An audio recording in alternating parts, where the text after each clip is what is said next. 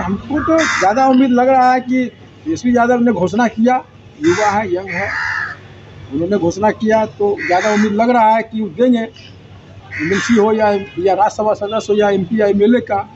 नहीं तो हमारा तो सिद्धांत है कि हमारे समाज को जो भी जगह देगा, मिलने समाचार से है सामने वाले सरकार से या दल से कि हमारे समाज को भी राज्यसभा का सदस्य हो या एमपी का टिकट मिथिलांचल की ओर से कम दिन में मैं मिथिलांचल का मैं एक सम्मेलन और करूंगा जहां लाखों का आवाज दिखाने का।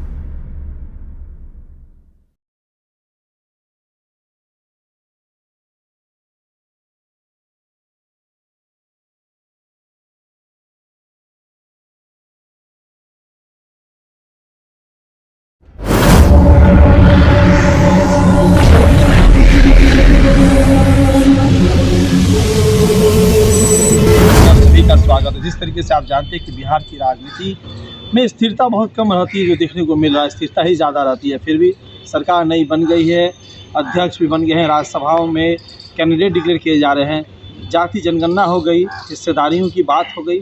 हम बताते चले कुछ महीनों पहले दरभंगा के सबसे प्रसिद्ध ग्राउंड कर्पूरी ग्राउंड जो डीएमसीएच का ग्राउंड है, वहाँ पे नुनिया समाज के द्वारा एक महासम्मेलन किया जाता है। उस समय के वर्तमान बिहार के उप मुख्यमंत्री तेजस्वी यादव और कई बड़े नेता वहाँ पे आए थे। हमारे साथ मौजूद है नुनिया समाज के मिथिलांचल के अध्यक्ष अशोक कुमार प्रसाद जी। आज उनका खास इंटरव्यू इसलिए लेने आए हैं क्योंकि सरकार बदल गई है, अब क्या। अशोक जी बहुत बहुत शुक्रिया जो समय दिए हैं आपने। हमें ये बताइए, जाति जनगणना हुई, आर्थिक तौर पे भी एक जनगणना की रिपोर्ट आई, सरकार ने कहा कि गरीब जो लोग हैं उनको 2 लाख रुपए बिजनेस के लिए दिया जाएगा। लेकिन अब आएगी राज्यसभा का भी जो सदस्य होते हैं, सब पार्टी अपना नॉमिनेशन कर रही है, 1.5-2 महीने में लोकसभा चुनाव भी हो जाएगा।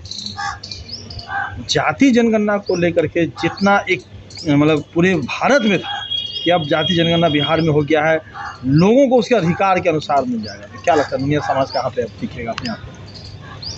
सबसे पहले इस चैनल के माध्यम से आपका जो चैनल है उसको हम लोग मिथिलांचल नुनिया की ओर से धन्यवाद देते हैं।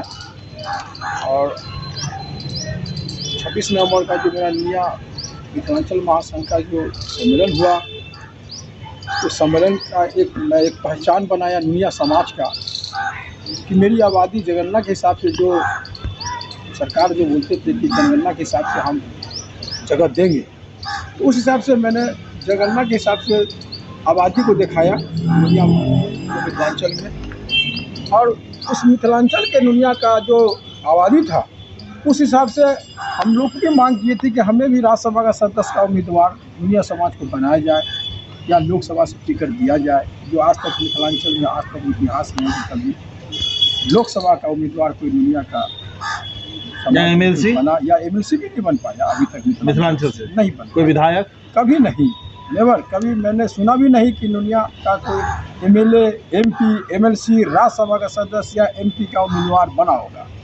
जो मैं जनगणना दिखाने के बाद हमारा नुनिया बिन बेलदार का आबादी लगभग 3.5% से ऊपर की आबादी हमारे समाज का है। तो हम भी चाहते हैं सामने वाले सरकार से या दल से कि हमारे समाज को भी राज्यसभा का सदस्य हो या एमपी का टिकट मिथिलांचल की ओर से कम मिलना चाहिए। आबादी कितनी वोट? हमारी आबादी मिथिलांचल में लगभग दरभंगा जिला की बात हम बोलने जा रहे हैं कि मैंने जो सम्मेलन किया वो दरभंगा जिला का एक सम्मेलन था। दुनिया समाज में इतना बड़ा प्रोग्राम पहली बार एक जिला का मैं ये ताकत दिखाया। आने वाला दिन में मैं मिथिलांचल का मैं एक सम्मेलन और करूंगा जहां लाखों का आबादी में दिखाने का काम करूंगा। मेरे ख्याल से तो फिर वो पटना में ही होगा। नहीं, मैं दरभंगा में ही करूंगा, इसलिए कि मेरा मिथिलांचल एरिया है। तो मैं यही करूंगा। और अभी जो हम ताकत दिखाएं दुनिया समाज का, वो देखने के बाद हमको लगता है कि हमारे समाज को मिथिलांचल से जिस तरह दूसरे समाज को राज्यसभा का सदस्य का उम्मीदवार बनाया गया है, हमारे समाज से भी हम चाहते हैं कि हमारे समाज से आज तक कभी कोई बड़ा नहीं मिलना चाहिए। जिस तरह से नवंबर में आपने तेजस्वी यादव को बुलाया था, सरकार बदल गई, गठबंधन थी, अब एनडीए की सरकार है, लेकिन सरकार में प्रधान तो एक ही है अभी भी। क्या उम्मीद है, किधर से उम्मीद है आपको लग रहा है? हमको तो ज़्यादा उम्मीद लग रहा है कि तेजस्वी यादव ने घोषणा किया, युवा है, यंग है, उन्होंने घोषणा किया तो ज़्यादा उम्मीद लग रहा है कि वो देंगे, एमएलसी हो या राज्यसभा सदस्य हो या एमपी या एमएलए का। नहीं तो हमारा तो सिद्धांत है कि हमारे समाज को जो भी जगह देगा मिलना समाज उसके साथ उसके जाएगा। साथ। चलिए बहुत ये बहुत शुक्रिया। मिथिलांचल का हम लोग का ये मांग है। धन्यवाद।